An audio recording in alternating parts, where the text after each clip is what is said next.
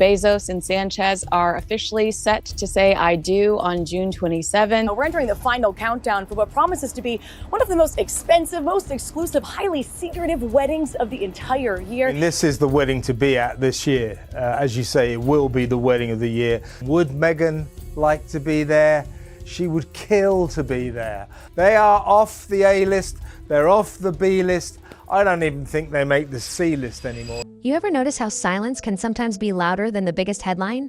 That's exactly what's happening right now as the world's most exclusive wedding kicks off in Venice.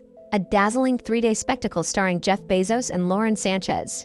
The location? Venice. The guest list? A who's who of global elite. The mood? Opulent, electric, untouchable. But amid the private jets, candlelit gondolas, and paparazzi-flooded canals, one absence is echoing louder than all the fireworks combined. Meghan Markle and Prince Harry, once hailed as the modern face of royalty. She would kill to be there, but I don't think her or Harry came anywhere near making this guest list. They weren't sort of considered and then, well, perhaps we can't quite fit them in. These people are not in this league anymore. The very definition of cultural disruption didn't just miss the invite. They didn't even make the conversation, and that's not a slip. It's a signal. Before we dive into how this one wedding just redefined Hollywood's power hierarchy, take a second and hit that subscribe button. If you've been following the rise and fall of celebrity royalty, you won't want to miss what comes next, because this isn't just about a snub. It's about a reckoning. The Bezos and Sánchez wedding isn't some private affair buried in People magazine blurbs. It's a full-blown cultural event. For 3 days, Venice has turned into a playground for billionaires and power brokers. Streets closed, docks guarded, sky patrolled. This isn't romance. This is choreography. A ballet of influence, image, and soft power. You don't get on that guest list unless you matter. And Meghan and Harry nowhere to be seen. Let that sink in. Once upon a time, they were the story. Meghan, the actress turned duchess who stole the world's attention. Harry, the rebel prince who broke from the crown. Together, they were lightning in a bottle. Royal insurgents with Hollywood appeal. They had deals, they had buzz, they had power, so how did they end up here? Quietly excluded, subtly erased, while the new A-list toasts without them. To understand the depth of this exclusion, you have to understand what this wedding really is. It's not a celebration, it's a scoreboard from Oprah to DiCaprio. From Kim Kardashian to political royalty like Ivanka Trump, every name on the list sends a message. This is who's still shaping the narrative. This is who we're listening to. This is who has staying power. And in that context, Meghan and Harry's absence doesn't just raise eyebrows, it closes the book. But this didn't happen overnight. Let's rewind. Back in 2018, you couldn't breathe without hearing about them. Every appearance went viral. Every interview trended. They were the shiny new thing, and for a moment they delivered. The royal exit, revolutionary. The Oprah sit-down, explosive. The Netflix deal, monumental. But here's the problem with momentum. If you don't sustain it, it turns into inertia, and that's exactly what happened. The podcast deal fizzled. The Archetype series, marketed as a platform for thoughtful commentary, felt more like therapy. In disguise, Harry's memoir Spare had its moment, but at what cost? It sold, yes, but it didn't inspire, it didn't rebuild. It just reopened wounds and deepened divisions. Instead of evolving, they replayed their greatest hits. On a loop, escape, injustice, trauma. It stopped feeling bold and started feeling repetitive. Hollywood noticed, and when Hollywood loses interest, it doesn't shout, it just vanishes you. Which brings us back to Venice. Bezos and Sánchez didn't just send out invites, they curated a vision. A modern empire built on innovation, luxury, and forward motion. Every seat filled by someone pushing culture, not pulling from the past. And that's the brutal contrast. While Meghan's crafting artisan jam and teasing vague projects, Sánchez is launching helicopters, heading initiatives, and building a brand with intention. While Harry's Zoom rambling about mental health, Bezos is redefining tech, space, and philanthropy. So who gets the spotlight? Who gets the yacht? Who gets the moment? The answer couldn't be clearer, but the real sting here isn't just that Meghan and Harry didn't make the list. It's that no one seems surprised, and that, more than anything, tells you how far the fall has been. Because remember, being talked about even critically still means you matter. Silence. That's the kiss of death in this business. That's how legacies fade, not with scandal but with apathy. And what's worse, the Sussexes seem stuck. Every pivot feels forced. Meghan's lifestyle brand is Instagram fluff wrapped in faux empowerment. no substance, no scale, just soft launches and awkward messaging. Harry, meanwhile, floats through panels like a man trying to remember why he's on stage. There's no clarity, no direction, just noise. Meanwhile, Venice glows, helicopters land, gowns glimmer, guests arrive with purpose, and Meghan and Harry, they're not just missing, they've disappeared from the narrative entirely.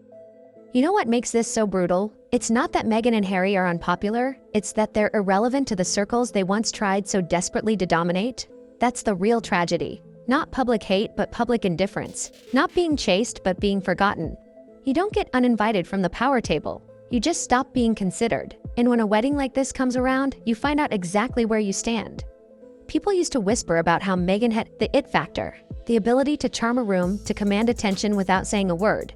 Now, she's staging fruit baskets and pretending her toddler runs a produce stand. It's not just unrelatable, it's bizarre. It doesn't scream empowerment, it screams desperation. It's a curated image that no longer fools the public. And Harry, he's gone from the cool royal to the guy people feel sorry for, or worse, embarrassed by.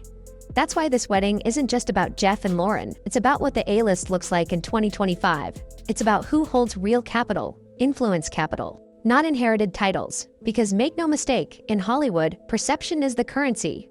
If you can't maintain relevance, you're broke, regardless of your bank balance. That's what Meghan and Harry didn't understand. They thought press was enough. They thought pain sold forever. It doesn't. At some point, people want to see evolution. They want to see what you've built, what you've grown, who you've become. The Sussexes, they've plateaued. Or worse, they've regressed.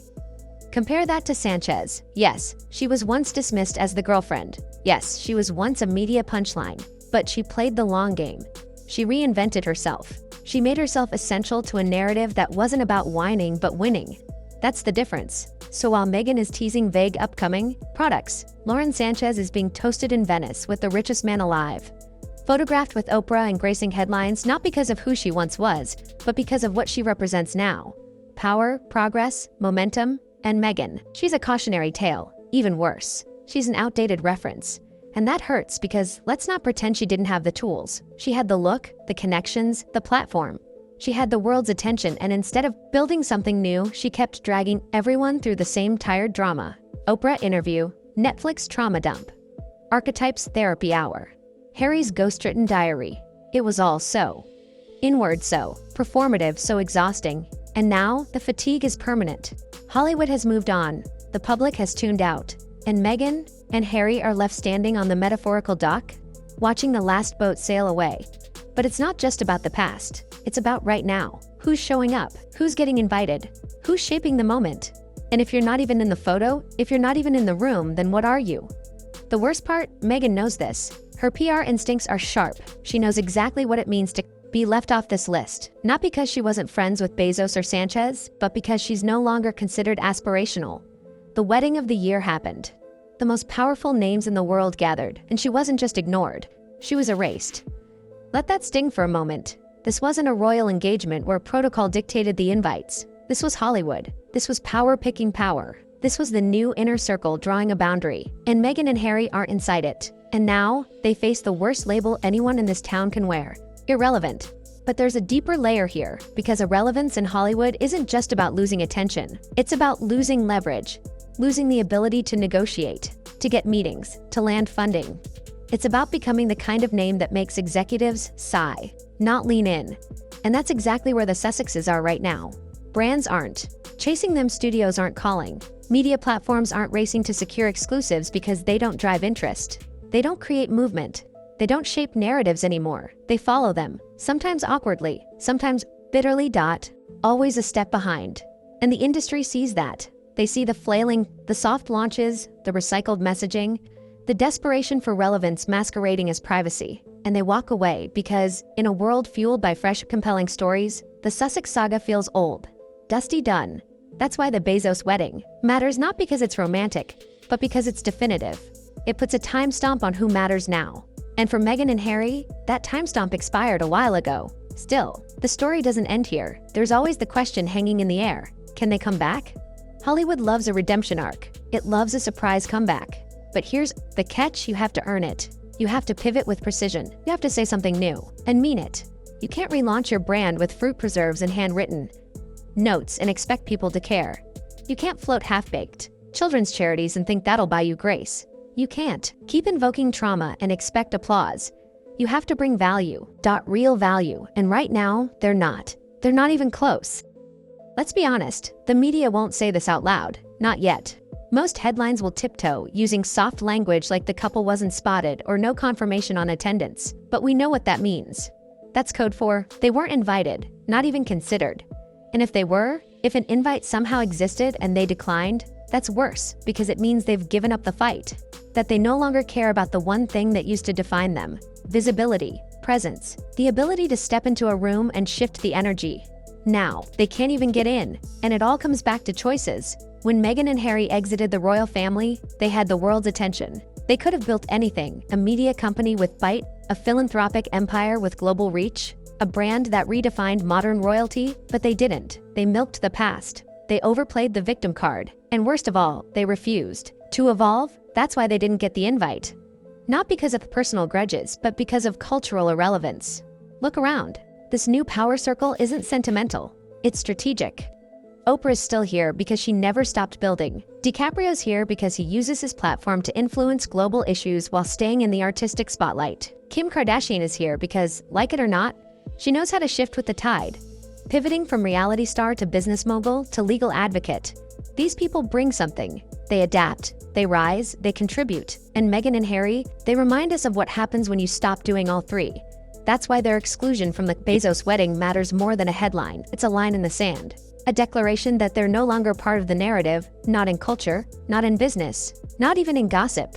And it's not just the industry that sees it, it's the public. Viewers are tired of the rinse cycle of outrage, memoirs and media plays. They want impact. They want results. And the Sussexes have shown none. You don't get to ride the wave forever. At some point you have to paddle, and if you don't, you sink. And that's what's happening. Slowly, quietly, and with no dramatic send-off. Just silence. Just being left off the most talked about guest list of the year. Just watching from the outside while the cameras flash and the headlines scream about a new power structure that no longer includes you. Still, there's one thing Meghan and Harry should take from this moment, and it's not shame, it's clarity. This is the wake-up call. The final warning: if they want back in, they need to stop looking backward and start creating forward. That means no more vague empowerment monologues, no more cryptic social posts, no more jam jars, and soft focus branding. If they want relevance, they have to rebuild with focus, vision, and yes, humility. Because right now, they've been muted and no one's scrambling to hit unmute. When the world watches the Bezos Sánchez wedding coverage, the gowns, the guest list, the glamour, they'll notice who's present. But more importantly, they'll notice who's missing, not in a scandalous way, not in a front-page takedown, but in a quieter, more damning form of exile, silence, and in Hollywood. That's louder than any headline. But before we close this chapter, ask yourself one thing: is this really the end for Meghan and Harry? Or just the beginning of their reinvention? Only time will tell, but the clock is ticking and the world isn't waiting. Thanks for watching. If you've made it this far, you clearly care about truth, relevance, and the stories behind the headlines. So hit that subscribe button, drop a comment, and stay tuned. Because in the world of power and fame, the game never sleeps, and neither do we.